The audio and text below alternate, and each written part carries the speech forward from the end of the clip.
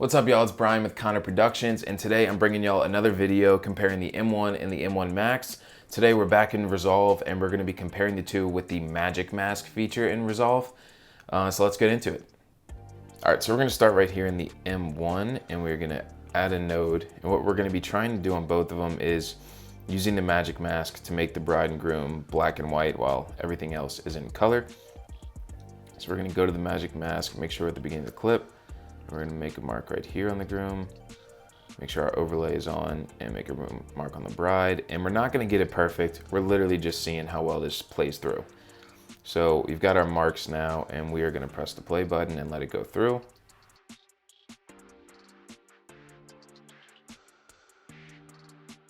All right, so on this 4-second clip, it took about 35 seconds to get through. I'll stop that timer a little bit late. All right, so now we're gonna come into our color, and we're gonna drop the saturation to 0, make them black and white. And we'll come over here and just make them a little more contrasty as well. All right, and this is just to kind of test the machine. So now that we have this, we're gonna go back to playback, and we're gonna let it play through and see what we can get on this 4-second clip. Yeah, we're getting about 2 frames per second. So 2 frames per second, and it didn't play well through it. And then this is not working well at all either. You can't really cut through it. So let's go to playback, and let's see if we set this to quarter resolution, if it gets any better. You're getting about an extra 1.5 frames per second, and you're still not able to cut through it very well. All right, so that's on the M1. So now we're gonna go over to the M1 Max. All right, so here we are on the M1 Max. We're gonna add a node, connect it up here, and then we're gonna come into Magic Mask. We're gonna make a mark on the groom, make a mark on the bride. I'm gonna play through to see how long it takes.